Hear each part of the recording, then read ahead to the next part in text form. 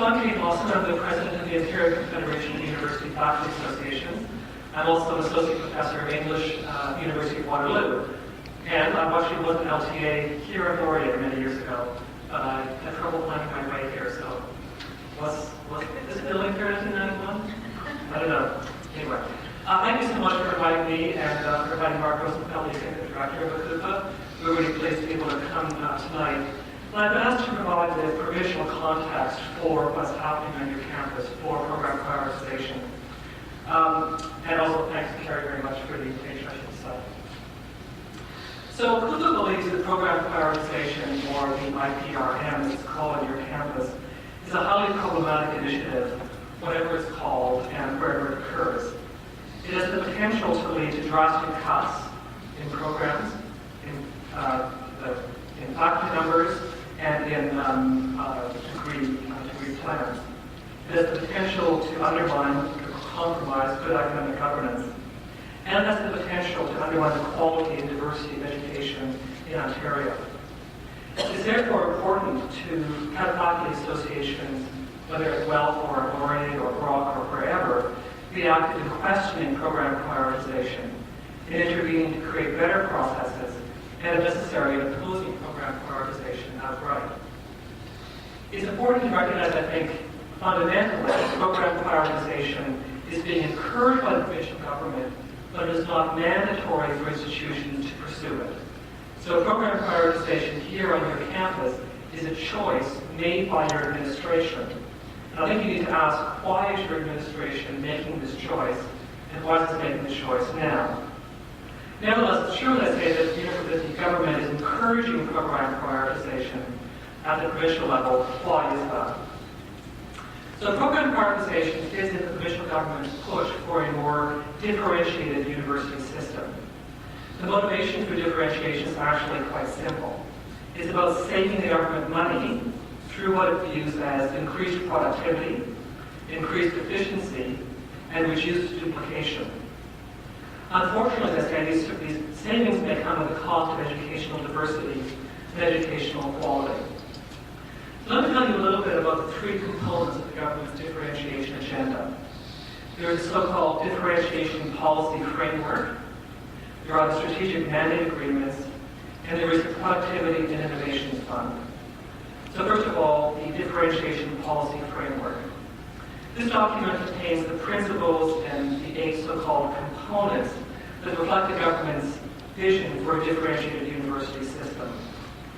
The document provides standardized metrics to measure each of the components that it believes will promote differentiation.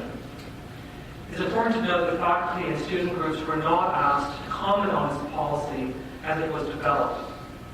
An argument that policy as it exists is paradoxical. Universities are expected to be different from each other, but must become different in seemingly the same way, according to common measures and through following common expectations. The truth is, and this is certainly a WLUFA's argument, and I think a very strong argument, is that Ontario universities are already highly differentiated with a multitude of institutional missions, program strengths, sizes, and community functions. We just look, for instance, up and down the road of University Avenue. My university's got a faculty of mathematics, you have a faculty of music.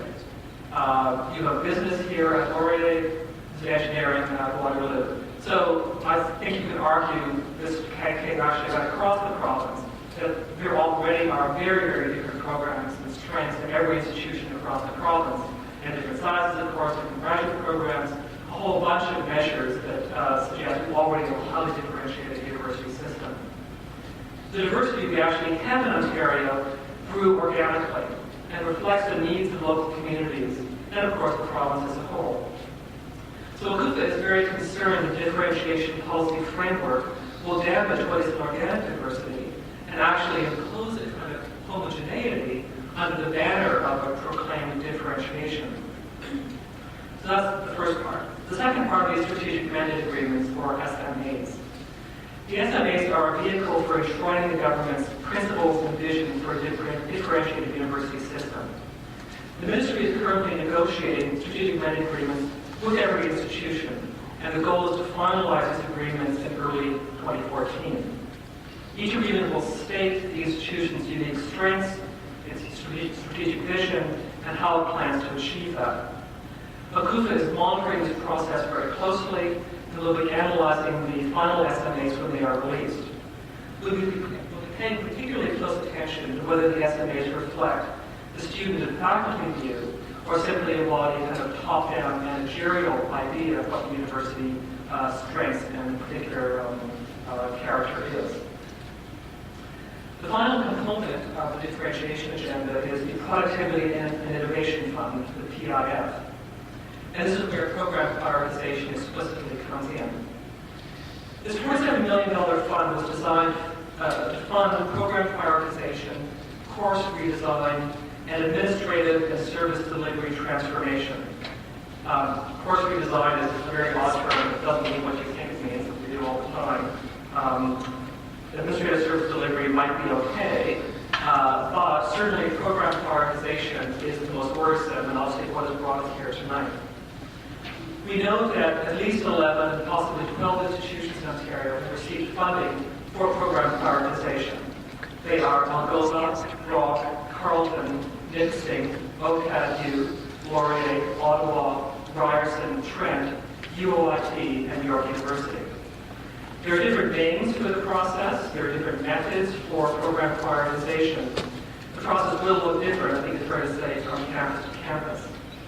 But for WLUFA, the most worrisome model for program prioritization is the one based on the writings of the American former president of Northern Colorado University, Robert Dickinson, and his consultancy group, Academic Strategy Partners. Dickinson's method is highly problematic because it overrides the role of Senate as a site of proper academic decision-making, and it invests unprecedented power in administrations to manage academic programs in the same way that they might, for instance, manage the physical plan. Indeed, Dickinson's flawed methodology may lead to such outrageous comparisons that judging the value and efficiency of parking services over against the value and efficiency of, let's say, an MA degree in history. I'm sure Scott will say more about that later. Not all processes of program prioritization are this bad, but we are concerned that the outcomes from this managerial process, in fact, may be equally bad across the province. James Bradshaw, writing a year ago in the Globe and Mail, called program prioritization a Darwinian process, social Darwinism at work, in which the fittest degrees and programs survive and get more resources, and those that are deemed unfit are ripe for cutting and will lost their resources.